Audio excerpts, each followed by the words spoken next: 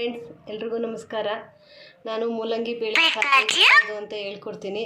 ಒಂದು ಲೋಟ ಮಾಮೂಲಿ ಬೇಳೆ, ಇನ್ನೊಂದು ಲೋಟ ಮೊಸರು ಬೇಳೆ ಬರುತ್ತಲ್ಲ ಅದು, ಇವೆರಡನ್ನು ತೊಳೆದ್ಬಿಟ್ಟು ಬೇಯಕ್ಕಿಡೋಣ.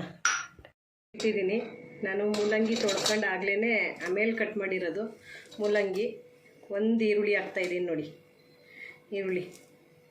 ಒಂದು ಈರುಳ್ಳಿ 2 ಟೊಮೊಟೊ ಇಷ್ಟೂ ಹಾಕೋಣ.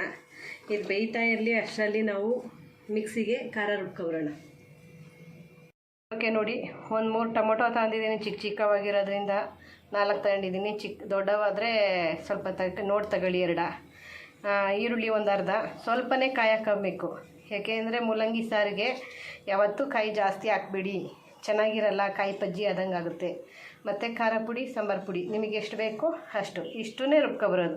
ನಾನು ಸಾಂಬಾರು ಸೊಪ್ಪು ಅದೇನೂ ಹಾಕೋದಿಲ್ಲ ನೋಡಿ. ಇಷ್ಟೇ ಸಾಕು. ಇದ್ದರೆ ಹಾಕ್ತೀನಿ. ಈಗ ಮನೇಲಿ ಇರಲಿಲ್ಲ, ಈಗ ಯಾರೂ ತಗೊಬರೋಕ್ಕೆ ಹೋಗೋರಿಲ್ಲ, ಎಲ್ಲ ಮಕ್ಕಳಿಗೆ ಸ್ಕೂಲ್ ಸ್ಟಾರ್ಟ್ ಆಗಿಬಿಟ್ಟಿದೆಯಲ್ಲ, ಅದಕ್ಕೋಸ್ಕರ ನೋಡಿ ಇಷ್ಟನ್ನು ರುಬ್ಕೊಬರ್ತೀನಿ.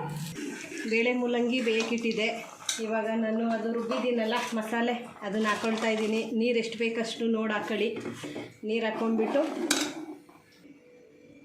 ನೋಡಿ ಹಾಕ್ಕೊಳ್ಳಿ, ಯಾಕೆಂದರೆ ಬೇಳೆ ಹಾಕಿರೋದ್ರಿಂದ ಸ್ವಲ್ಪ ಗಟ್ಟಿ ಆಗೇ ಆಗುತ್ತೆ ನೋಡಿ. ಈ ಥರ ಈರುಳ್ಳಿ ಹಾಕಲೇಬೇಕು, ಅದು ಟೇಸ್ಟ್ ಕೊಡುತ್ತೆ ನೋಡಿ ಫ್ರೆಂಡ್.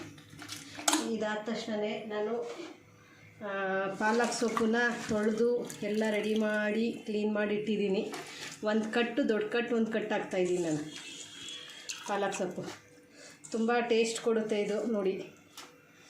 ಮೂಲಂಗಿ ಜೊತೆಗೆ ಈ ಪಾಲಕ್ ಸೊಪ್ಪು ಹಾಕಿದರೆ ತುಂಬ ಚೆನ್ನಾಗಿರುತ್ತೆ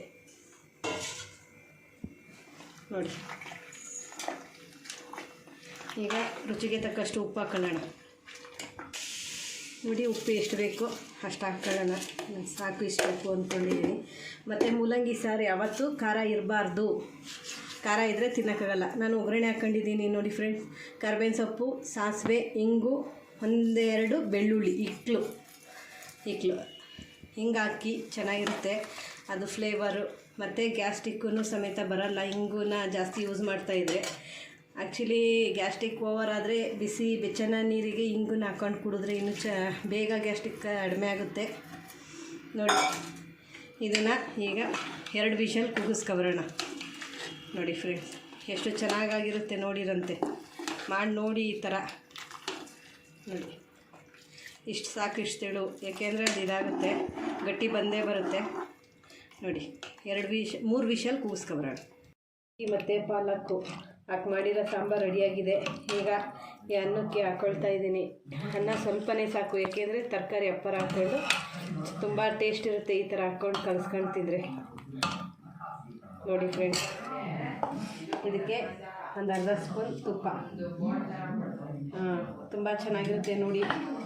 ಮಾಡಿ ನೋಡಿ, ಒಂದು ಸಲ ಟ್ರೈ ಮಾಡಿ. ಕೆಲವ್ರಿಗೆ ಬರುತ್ತೆ, ಕೆಲವ್ರಿಗೆ ಬರದೇ ಇರೋದ್ರಿಗೆ ನಾನು ಹೇಳ್ಕೊಡ್ತಾಯಿದ್ದೀನಿ, ಹೊಸದಾಗಿ ಕಲಿಯೋರಿಗೆ. ಮತ್ತು ಕೆಲವ್ರಿಗೆ ಈ ಥರ ಅಡುಗೆ ಗೊತ್ತಿಲ್ಲದೆ ಇದ್ದಾರೋ ಮಾಡಿ. Thank you friends.